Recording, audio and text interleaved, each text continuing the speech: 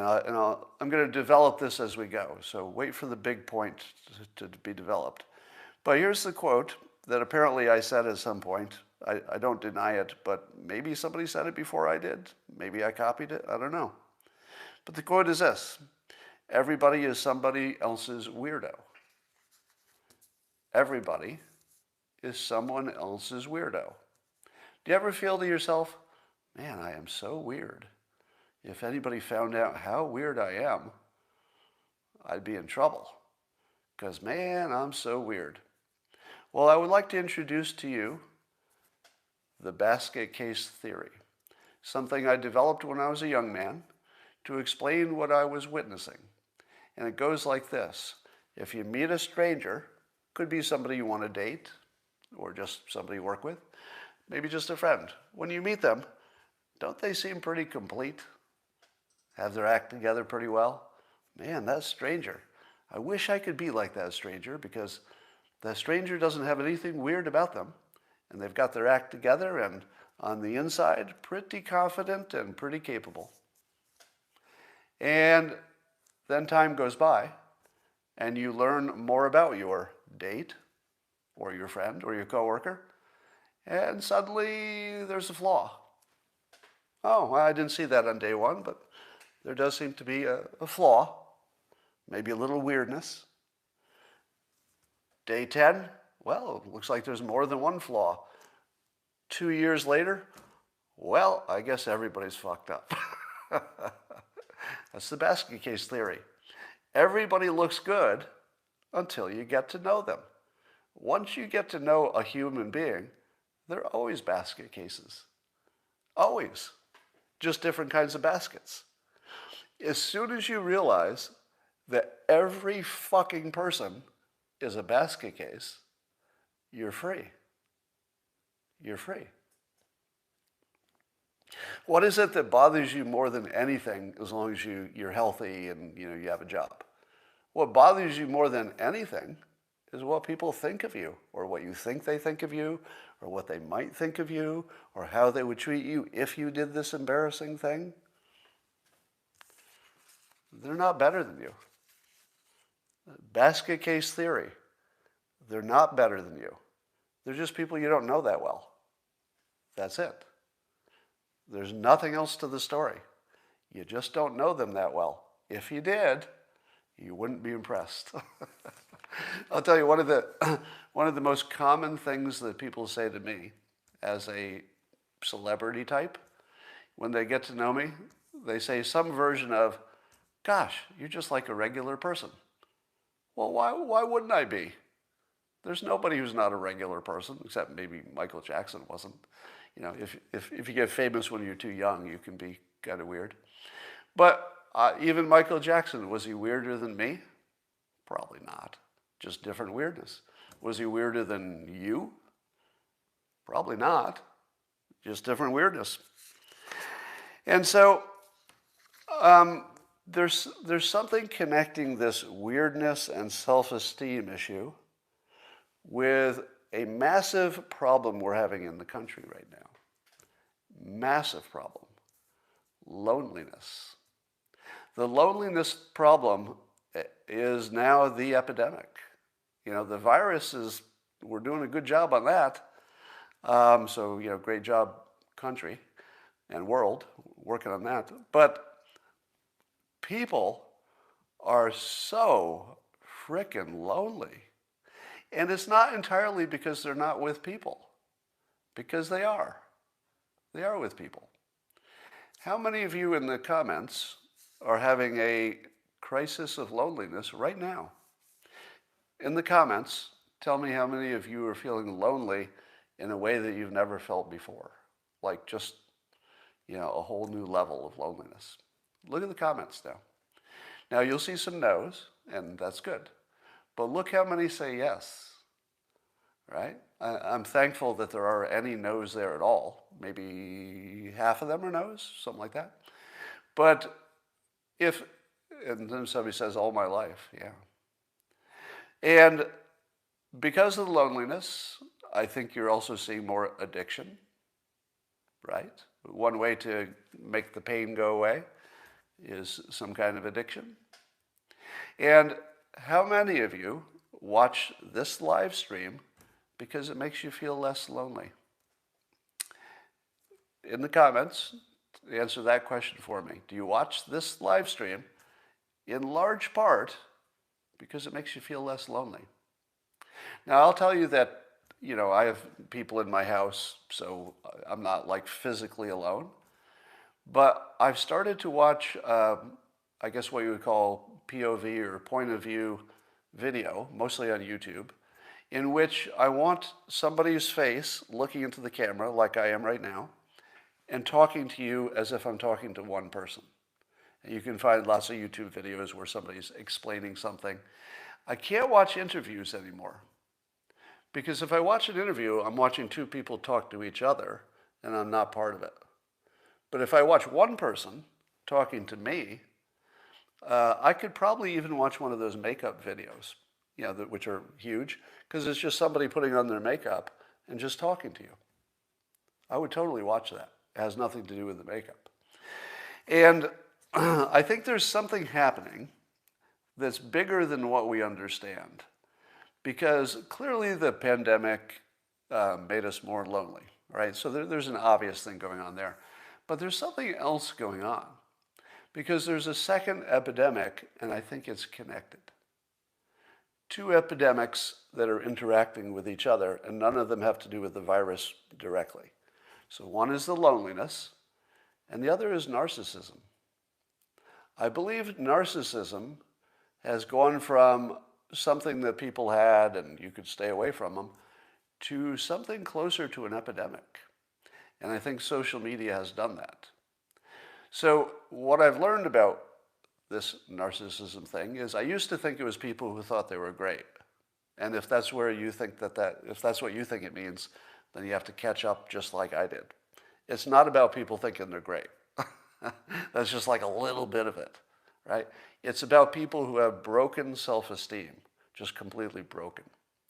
And the way that they deal with their broken self-esteem is by belittling other people, one-upping them, bragging, putting them down, shutting them down, thwarting them in any way you can.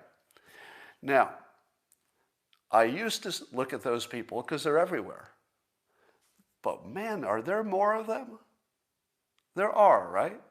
And I think it's because people who might have been sort of on the border of being that way just got pushed over the edge by social media. Imagine living in a world where everybody is criticizing everybody for everything. That's our world. We live in a world where everybody's criticizing everybody for everything. Imagine that.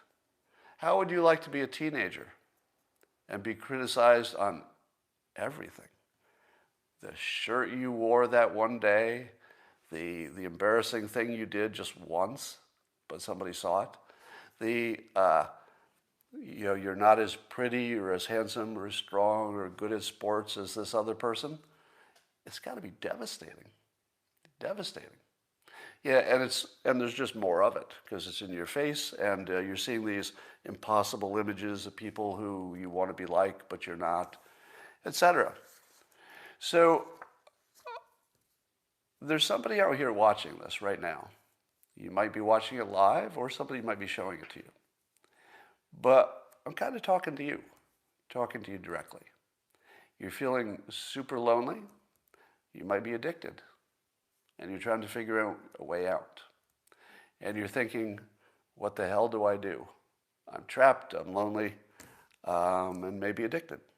And I have low self-esteem. And all these people who are doing better than me are beating up on me, and they're controlling me with their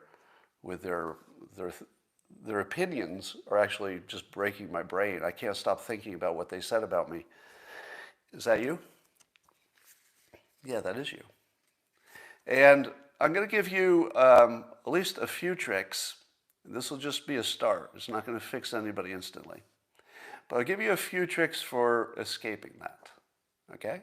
Some brain hacks, some life hacks. And it goes like this. Number one, always remember the basket case theory. The person who's talking to you and is insulting you, they're broken. Did you say to yourself, oh my goodness, somebody who's normal is criticizing me? Do you know how many times that's happened? How many times has a person who's got it together and they're normal and they're criticizing you? How many times has that ever happened? Do you think a lot? Because the answer is zero. It's never happened.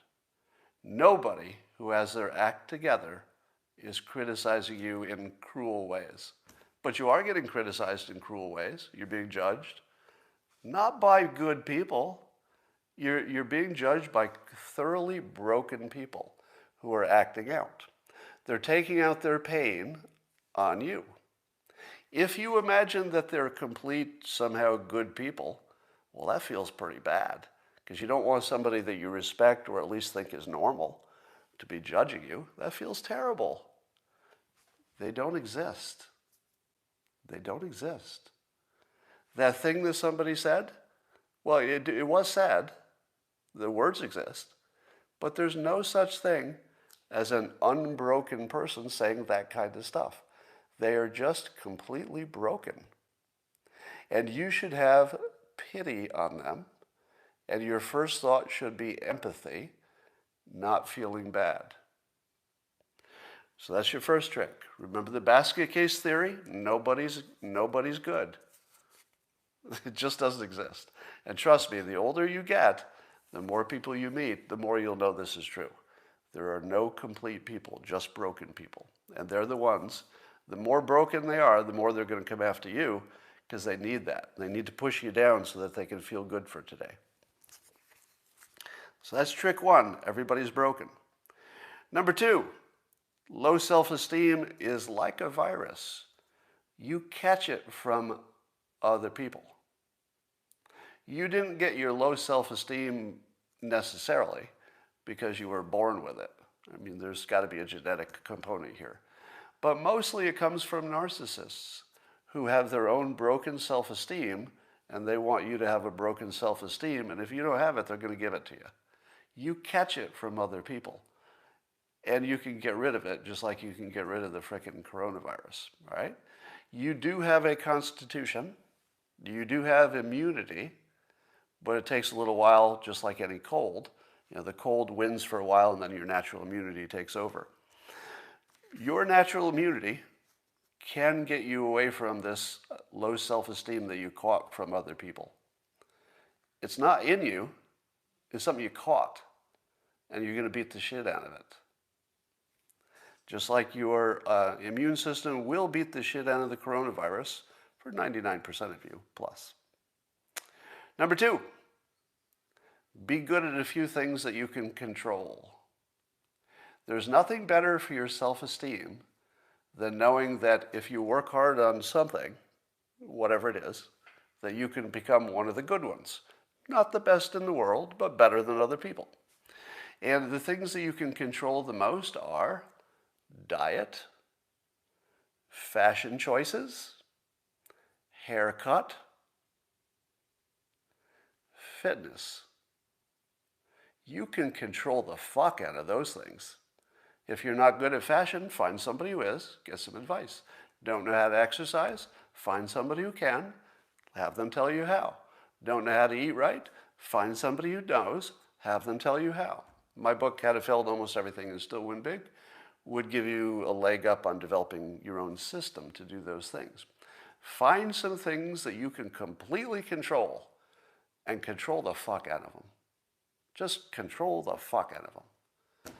Because that's where you get your self-esteem.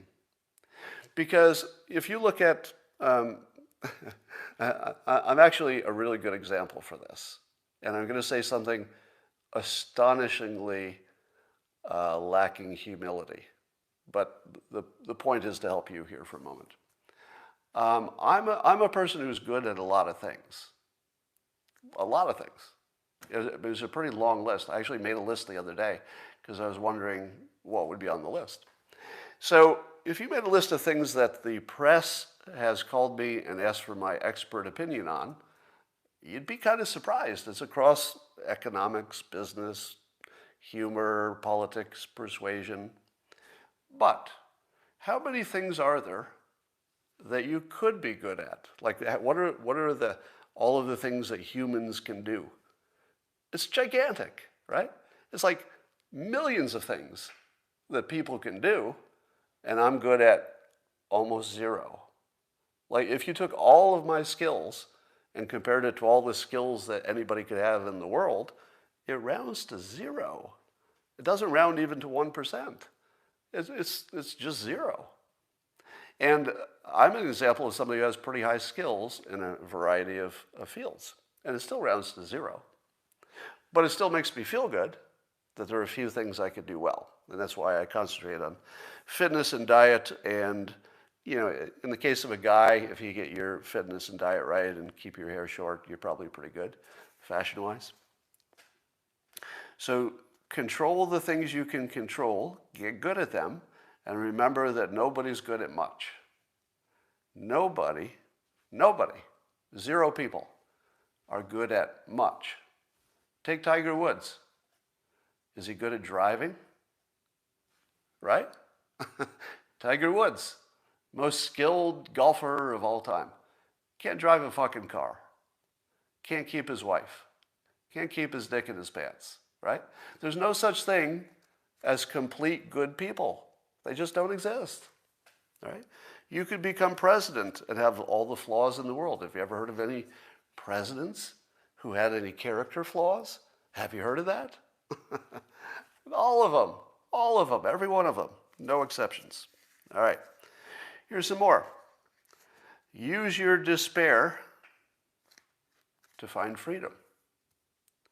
Use your sadness, loneliness, depression, and despair to buy your freedom.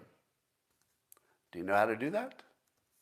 And by the way, freedom feels really good. Here's how. Do you remember that day you were lonely and sad and neurotic and anxious and depressed and every other bad feeling in the world? And if only you could talk to that guy or that girl, the person of your affection. If you feel like you're going to die anyway, just do it. You're free. Go up to that person that you think is going to turn you down, and guess what? They probably will. Doesn't matter. Doesn't matter. Everybody's failing all over the world all the time. Go up to that person and say to yourself, before you walk up, my whole life is garbage right now. I'm sad, I'm lonely, I'm neurotic. Let's mix it up a little bit. Let's shake the box. Let's just see what happens. Leave your box, walk directly up to that person that is way better than you in your broken mind. They're not way better than you, but you think they are. And say, you know, I just wondered if you'd like to go out to dinner with me. I think it'd be fun. What happens? Well, let me tell you a story that happened just like that. I'm gonna divert a little bit. Years ago when I was single, I lived in San Francisco, had no social life whatsoever, no game. It was before online dating. I mean, meeting somebody was really, really hard, pre-internet. And I joined a group called the Spinsters. Well, I didn't join them. I went to an event that they had. Spinsters were young women who were single, and they had an ironic name, the Spinsters. And they would have these big parties in San Francisco and other places, I think. And they would invite men, and it was just basically a way to meet people. So I went to one of these events with my friend, Josh, and we walked in and we looked around and we said to ourselves, not exactly the most attractive room. I don't want to be unkind, but it wasn't exactly what we were hoping for, with one exception. Across the room, there was one unusually attractive woman, and she sort of stood out as, you know, the most attractive woman in the entire place. And so I said to my friend, well, this is a disaster. I mean, basically, I'm paraphrasing, but yeah, we wasted our night. I'm just going to go over to the most attractive woman in the room, and you know, I'll flame out in about a second and a half, and then we'll be done. And then we just go home. So I walked directly up to the most attractive woman in the room, and she was my girlfriend for 11 months. Now, if you had asked me what were my odds, I would have said pretty close to zero. Pretty close to zero. And it turns out that other people were intimidated and didn't talk to her. I heard this problem that Cher had a problem that men were intimidated, years ago. And so she had trouble getting a date. They were just intimidated. Now, why was I able to walk up to someone that I could normally not walk up to? Is because I'd given up. I had absolutely given up. There was nothing for me here. I just said, well, doesn't matter. I don't know her. If she turns me down, nothing lost. The moment you realize that your despair is your freedom, you're free. Have you heard the phrase, freedom is just another word for nothing left to lose? You've heard that, right? It's a famous song. Freedom is just another word for nothing left to lose. How about that college class you were going to sign up for? How about that sport you wanted to get involved in? How about that motorcycle you wanted? Too dangerous, right? You're free. Every one of you who is depressed and anxious, you're free. Because nothing you do will be worse than the way you feel right now. Nothing. Do something. Do something dangerous. Not dangerous physically. The motorcycle might be a bad recommendation. Do something psychologically dangerous. Take a chance. Put yourself out there. Flame out. Get killed. Just get smashed. Just go do it. You're free. You're free. All right. If you want to meet people, here's the best way to do it. You have to join activities. There is no other way to meet people and form lasting friendships. Hear this clearly. There's no other way to do it.